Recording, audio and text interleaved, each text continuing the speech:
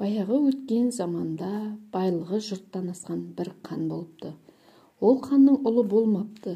Жалғыз ғана ай десе аузы, күн десе көзі бар Қаншайым атты бір қызы болыпты. Қыздың сұлулығы сондай, қараған адам есінен танып қалады екен. Күндердің бір күні Қаншайым 40 қыз нөкерімен сейіл құрып суға түсуге барады. Суға түсіп бола берген кезінде Қаншайымды көктен бір қара құс келіп көтеріп кетеді.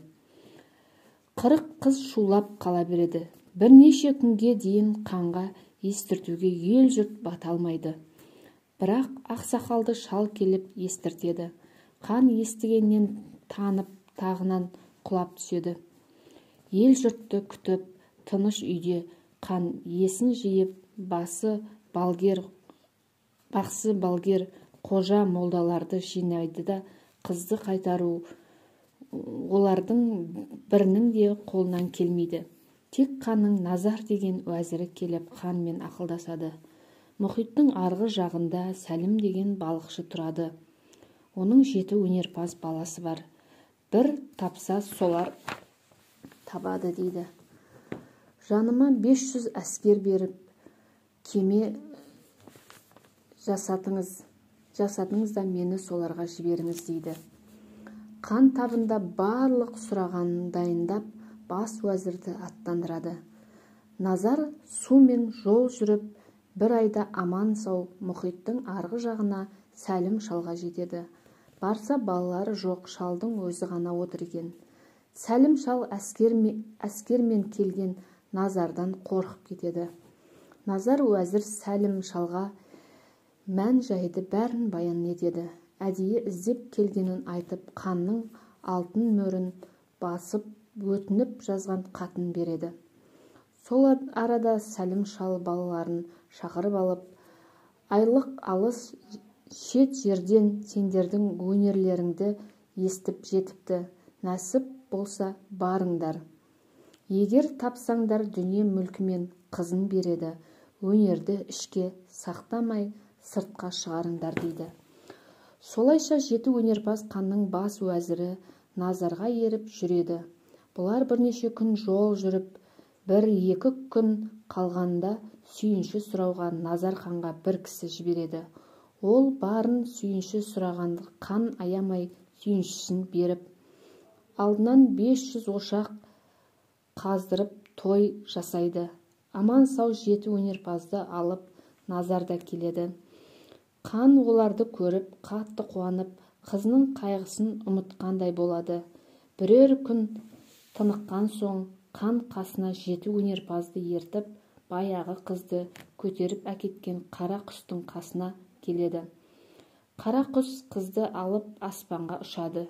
7 өнерпаз ішіндегі үлкені аспанға ұша береді екен. Сол жолды бастап қызды көтеріп ұшқан қара құстың көлеңкесіне түсіп қуады.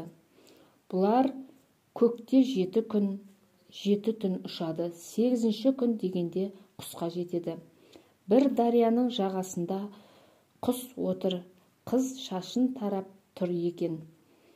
Қуғыншылардың дабыл қағып ұшқан екпінінен қорқып, қара құс қызды алып тағы да аспанға ұшады. Сонда қуғыншылар қыздың айрылдық деп жылайды. Жігіттердің үлкені екіншісіне өнеріңді көрсет дейді. Екіншісі асқан мерген екен. Құстың 2 қанатының көздеп атқан оғы оның 2 санын жұлып түседі. Аспанда шыр айналып келіп қыз суға түскенде 3-ші жүзгіш екен. Суға сүңгіп қызды алып шығады. Сөйтіп, судан шыққан кезде бір үлкен айдаһар бәрін лебімен жұтуға беттейді. Сонда өнерпаздың 4-шісі асқан ұста екен. Қолындағы 2 тасын бір-біріне соғыстырып қалғанда 5 шақырым жерден қорғап соғыла кетеді. Әлгі айдаһар қорғанның сыртына оралып қалады. Бірнеше күн тас қорғанның ішінде бұлар да жатады. Айдаһар тас қорғанның сыртынан орап алып, қысып сыға бастайды. Бұлар қысылып өлетін болған соң 5-ші өнерпаз тасты жарып, айдаһарды өлтіріп, бәрін аман алып шығады. Алайда еліне апаратын жолды қай жақта екенін біле алмай адасады. Өнерпаздың 6-шысы жол болжағыш екен.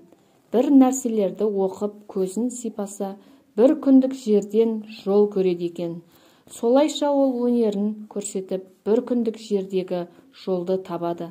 Бірақ өздері арып, ашып, шаршаған, жаяу жүре-жүре, табандары тесілген, тамақтары да жоқ, әлсіреп қалады.